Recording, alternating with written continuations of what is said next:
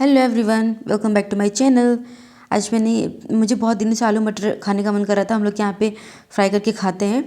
तो मैंने किया अपना नाश्ता, उसके बाद मैंने शुरू किया अपनी पढ़ाई। आज मुझे बहुत काम था। मेरा जो सैटरडे को जो टेस्ट है उसमें इस बार कई सारे माइनर लॉज भी ऐड कर दिए हैं और मेजर लॉज तो होते ही हैं, प्लस जीके जीएस होता ही है। तो इस बार 4 सब्जेक्ट हैं, 4 माइनर हैं और 2 मेजर लॉज हैं। तो एमटीपी एक्ट है, पीसीपीएनडीटी है, जेजे एक्ट है, एसआरए है, ये सब इस बार ऐड कर दिया है। तो मैंने पहले मैंने टारगेट सेट किया कि क्या क्या एक हफ्ते में क्या क्या मुझे कंप्लीट करने हैं। जो मैंने पहले पढ़ रखा है वो फिर अच्छे से पहले उसको मैं रिवाइज़ करती हूँ। सीआरपीसी पे तो सीआरपीसी को भी साथ में रिवाइज़ करना पड़ेगा, क्योंकि सीआरपीसी तो वैसे भी बहुत बड़ा है। तो मैंने अपना पहले एक टारगेट सेट किया कि मुझे कैसे कैसे सारे सब्जेक्ट ख़त्म करने हैं। जेजे एक्ट ज़्यादा बड़ा है तो पढ़ने में बहुत टाइम लग जाएगा। तो मैंने सबसे पहले उठाया पीसीपीएनडीटी। वो उतना बड़ा नहीं है, pre conception and prenatal diagnostic techniques act उतना बड़ा तो नहीं है, बट हाँ टेक्निकलिटीज़ उसमें भी है, पनिशमेंट वगैरह भी है। सेक्शंस जो माइनर लॉज के आते हैं क्वेश्चंस मॉक टेस्ट में, वो सेक्शन बाय सेक्शन सब कुछ आता है। तो उसको बहुत अच्छे से पढ़ना पड़ता है, ऐसे नहीं ऊपर ऊपर से पढ़ के नहीं हो जाता है, उसको बस अच्छे से पढ़ना पड़ता है। तो मैंने अपने पूरा पढ़ा और रिवाइज़ किया। मैंने जो यूपी के टाइम में पढ़ के जो नोट्स बनाए थे उसको मैंने अच्छे से रिवाइज़ किया। फिर क्या क्या सेक्शंस इंपॉर्टेंट हैं उसको मैंने एक जगह नोट डाउन किया, ताकि मैं जो ये 4-5 दिन होंगे मैं उसको जो मेरे छोटे से नोट्स हैं मैं उसको बार बार रिवाइज़ करती रहूँगी। उसके बाद जो मेरे लिए सबसे बड़ा टास्क था, बहुत ज़्यादा मेजर नहीं था, बट एक ऐसे लिखना था मुझे वुमेन एम्पावरमेंट में। आजकल इतना ज़्यादा इश्यूज़ हैं, टॉपिक्स जो करंट में चल रहे हैं, लेकिन वुमेन एम्पावरमेंट टॉपिक ऐसा है जो हमेशा करंट में ये एक ऐसे का टॉपिक है जो हमेशा रहता है। लास्ट टाइम मैंने जो लिखा हुआ था ऐसे, उसमें काफ़ी कुछ जो सर ने ऐड ऑन करने के लिए बोला था, और थोड़ा ऐसे मेरा बहुत क्रोनोलॉजिकल ऑर्डर में नहीं था। तो सर ने मुझे बोला पहले कई सारे आर्टिकल्स पढ़ो। तो मैंने दृष्टि आईएएस के कुछ नोट्स वगैरह डाउनलोड किए, विजन आईएएस का था, वुमेन वर्ल्ड इकोनॉमिक फोरम का था, यूएन का, वो मैंने कुछ वेबसाइट वगैरह मैंने डाउनलोड किया। वहाँ से मैंने पढ़ा पहले, क्योंकि लिखने के पहले एक बार पढ़ना ज़रूरी है। तो मैंने पहले पढ़ लिया था 1-1.5 घंटा लगा के, जितना मुझे चाहिए था, और 1-1.5 घंटे में हो नहीं पाया। मैं लिखती रहूँगी और पढ़ती रहूँगी कि मुझे कहाँ कहाँ से कैसे क्या क्या टॉपिक उठाने हैं। तो मैंने अपने किया ऐसे रेडी, जितने पॉइंट्स मुझसे हो सकते थे कि क्या क्या इंपॉर्टेंट हो सकता है ऐसे एक आइडियल एस्से में, मैंने उस हिसाब से अपना एस्से किया।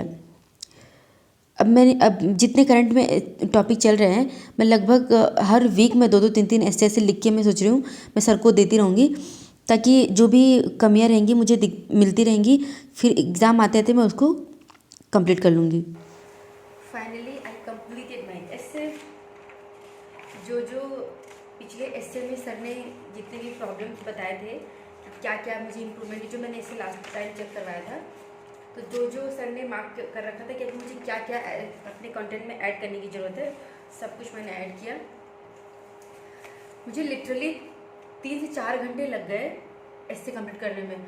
मैंने कम से कम 7 से 8 आर्टिकल पहले मैंने पढ़ा है, फिर वहाँ से क्या क्या इंपॉर्टेंट है उसको लिया है, कुछ चीज़ें अपने वर्ड्स में भी ऐड की है, nationally internationally. So finally my essay is ready. पिछला एस्से तो बस 2 पेज का था, ये वाला तो सब कुछ ऐड करते करते इतना हो गया। अब सर को फिर से मैं चेक कराऊंगी, देखते हैं, लेट्स सी क्या होता है इससे भी कुछ कमी होगी तो फिर से लिखेंगे, फिर से इम्प्रूव करेंगे। उसके बाद मैंने शुरू किया अपना जेजे एक्ट। वो भी जेजे एक्ट भी काफ़ी ज़्यादा लेंदी है, 112 सेक्शंस है, और इसमें भी इतना ज़्यादा लाइन बाय लाइन इसका इम्पोर्टेंट है। पहले ये एग्ज़ाम में आता नहीं था, यूपी के पहले राजस्थान और गुजरात इन सब में आता था, यूपी में कभी आया नहीं है, लास्ट ईयर से ये ऐड हुआ है। उसके पहले मैंने जेजे एक्ट पढ़ा नहीं था।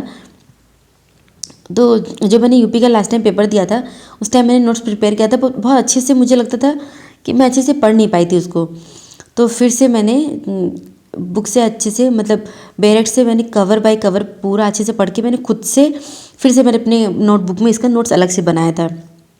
फिर से उसके बाद मैंने नोट्स मैंने पूरा अच्छे से रिवाइज़ कर रही हूँ अभी। 1 गो में तो पूरा जेजे एक्ट हो नहीं सकता, क्योंकि 112 सेक्शंस है। तो जितना मुझसे हो सकता था, मेरे इंपॉर्टेंट सेक्शन जितने हैं वैसे सारे इंपॉर्टेंट है, तो मैंने सारा अच्छे से रिवाइज़ किया और एक एक जो भी साइनॉप्सिस हो सकते हैं मैं एक पेज में बनाती जाती हूँ, क्योंकि लास्ट टाइम रिवाइज़ करने में अच्छा रहता है। जो इधर 3-4 दिन है सैटरडे के पहले, उसको मैं बार बार रिवाइज़ करूँगी। JJACT बहुत इंपॉर्टेंट है मेंस के लिए भी और प्रीलिम्स के लिए, तो क्वेश्चंस अच्छा खासा यहाँ से बनता है। मुझे जाना था सर को अपना एस्से देने, ताकि सैटरडे को चेक होके मिल पाए। फिर मैं निकली।